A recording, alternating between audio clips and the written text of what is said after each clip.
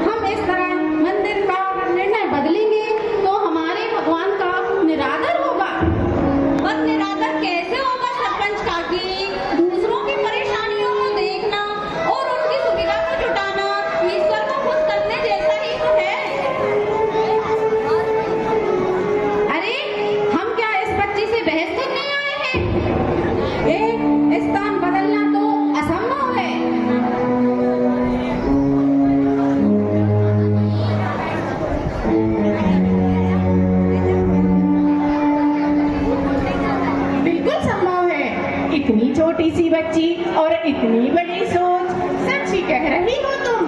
पूरी धरती भगवान का घर है और वह कहीं भी विराजमान नहीं हो सकते। भगवान तो बोल नहीं सकते, इसलिए वो इस बच्ची के मुख से बुलवा रहे हैं। और रही निरादर की बात, तो इसमें निरादर कैसा? मुझे नहीं लगता कि अपने भक्तों को तड़पता देखकर ईश्वर को कभी खुशी मिलेगी। अपने भक्तों की खुशी से तो ईश्वर खुशी होंगे। मैं मल्हार राव बोलकर यह घोषणा करता हूँ कि आज यह निर्माण कार्य अवश्य होगा, किंतु मंदिर का नहीं, कुएं का।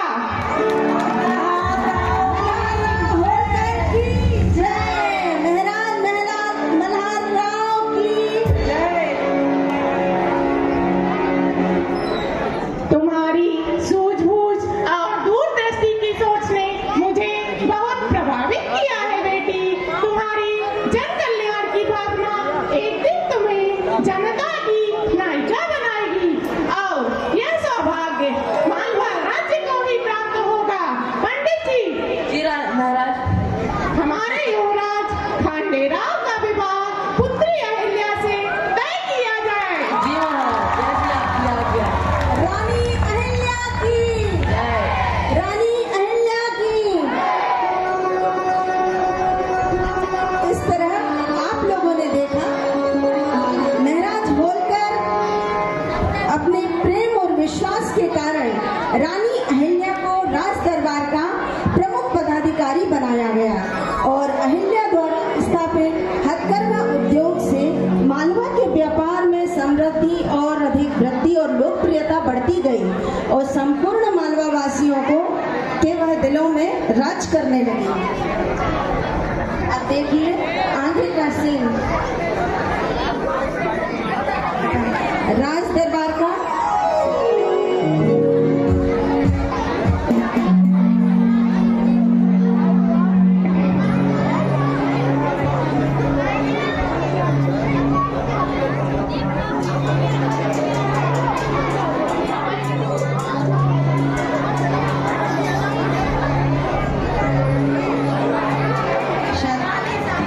जब तक पूरे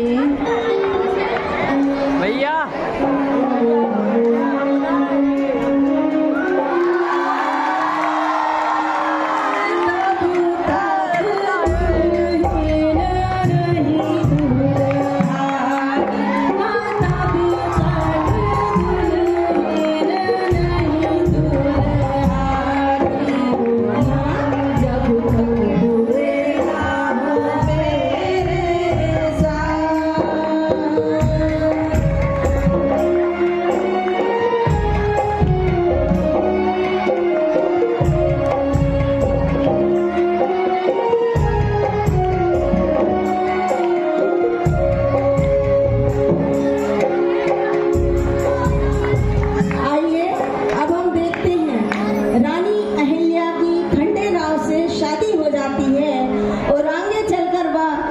राज दरबार में प्रमुख अधिकारी बनकर बहुत अधिक अच्छे काम करने लगती हैं और मालवा के लोगों के दिलों में राज करने लगती हैं। अब आइए देखते हैं आगे का दृश्य।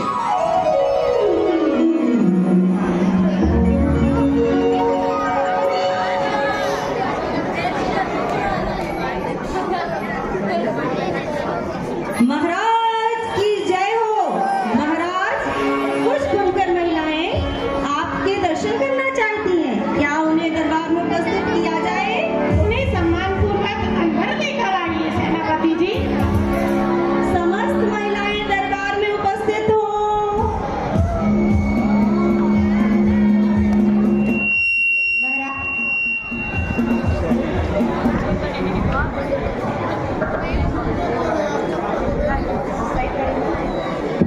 जय हो महाराज की जय हो। महाराज, हम आपके समक्ष कुछ भेंट लाए हैं।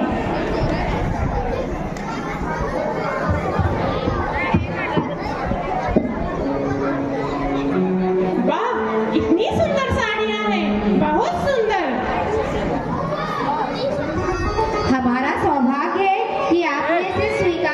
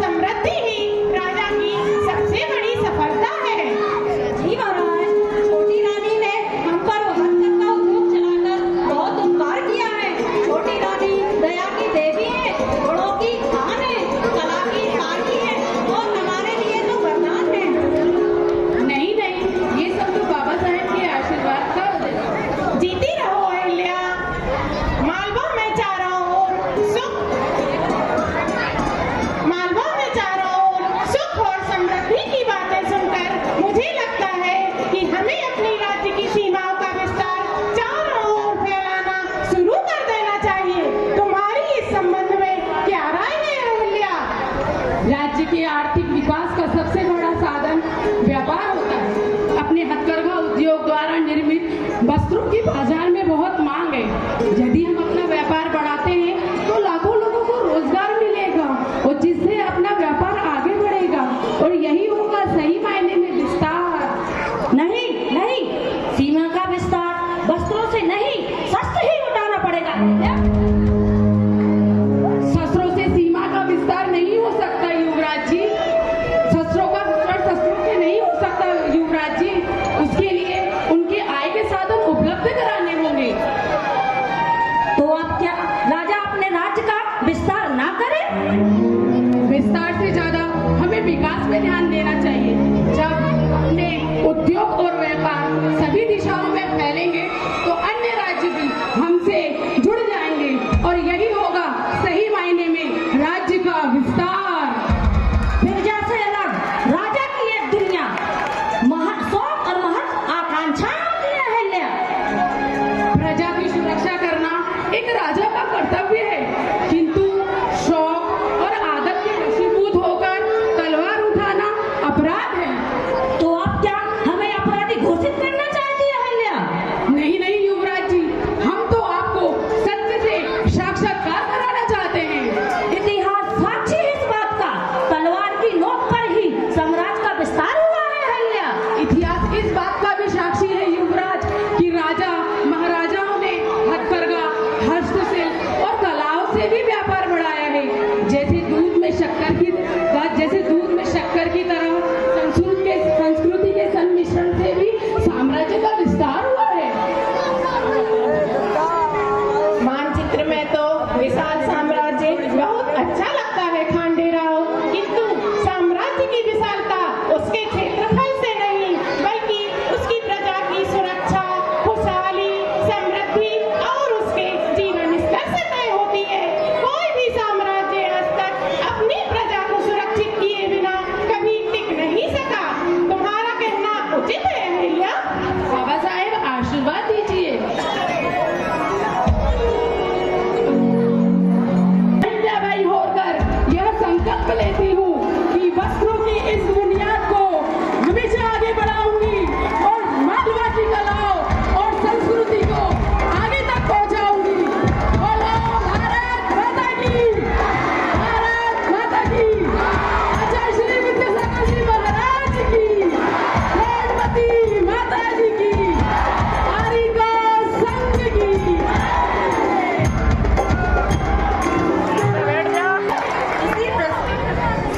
बेकार हथकरघा से होता MBA सब बेकार। हथकरघा से होता लाखों में लाखों बेकार। हथकरघा से होता पढ़े लिखे लाखों बेकार। हथकरघा से सबको काम MBA बेकार। हथकरघा से होता। आइए अब हम आपको दिखाते हैं, जैसा कि आपने देखा है अहिल्या, तो आज भी यह संस्कृति अहिल्या की माहेश्वर में आप देखेंगे तो माहेश्वर में आज भी हथकरघा से वस्त्र बनाए जाते हैं। और धीरे धीरे अंग्रेजों के आक्रमण के कारण हमारे यहाँ विदेशी सभ्यता, उन्होंने हमारा बिजनेस हमसे छीन लिया और यह सभ्यता समाप्त होती गई। फिर आपको जैसा कि सभी को विदित है कि 19वीं सदी में महात्मा गांधी जी ने पुनः इसको स्वदेशी आंदोलन के रूप में चालू किया। इसी प्रसंग को आगे बढ़ाते हुए हथकरघा उद्योग वर्तमान परिप्रेक्ष्य में आचार्य श्री विद्यासागर जी की दिशा अनुसार उत्तरोत्तर वृद्धि कर रहा है और लोगों को स्वरोजगार की शिक्षा देकर स्वावलंबी बना रहा है। ऐसे महान संत की महिमा के लिए हमारे लिए शब्द भी कम पड़ जाते हैं। मोह माया को त्याग कर भारत का किया प्रचार। मोह माया को त्याग कर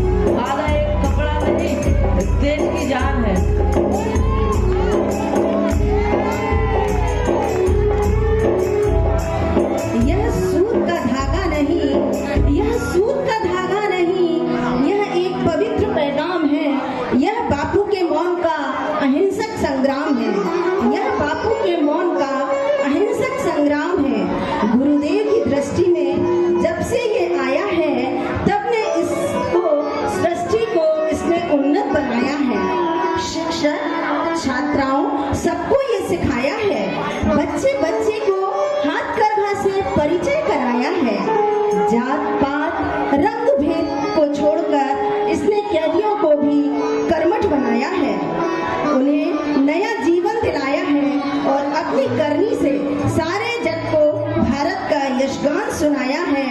अपनी करनी से सारे जग को भारत का यशगान सुनाया है। और इसी तारतम्य में आचार्य गुरुवर विद्यासागर जी महाराज ने हम सभी पर कृपा करके आज करुणा के स्रोत बहाए हैं उन्हें, और इसीलिए हमारी छात्र छात्राओं को कर्मठ बनाया है और उन्होंने प्रतिभा स्थली खुलवाई है ताकि बच्चे छोटे छोटे से बहुत से काम सीख सकें, जिसमें हस्तकला, शिल्पकला और हथकरघा भी बच्चों ने चलाया है। इसके अलावा आचार्य श्री ने मूक प्राणियों पर कृपा की और उन्होंने गौशाला जगह जगह खुलवाए हैं तथा जो हमारे कैदी हैं वो उनको भी कर्मठ बनाया है। आज उन्होंने जगह जगह जेल में हथकरघा खुलवाए हैं। आइए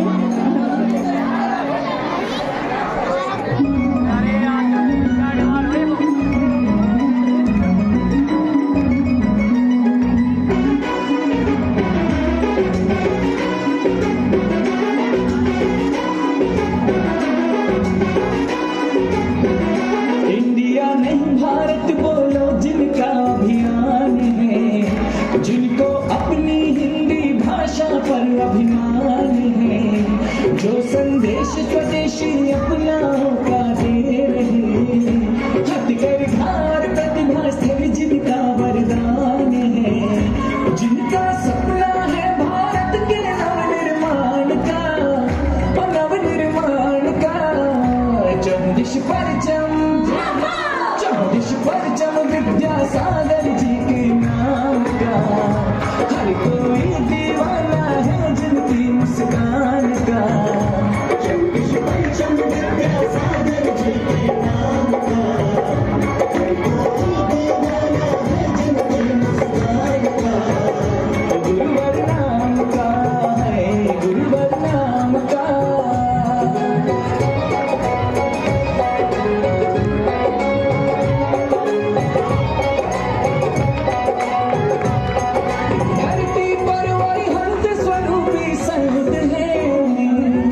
तपचर्या में मूलाचार जीवंत है, शिष्य संग बैठे तो लगता सौ शरण, साधक शिरोमणि त्यागी निर्ग्रंथ है, शांति धारा या पूर्णायु न्यारा, प्रेरित गुरुवर के द्वारा हर प्रकल्प जन कल्याण का। चौदिश परचम विद्यासागर जी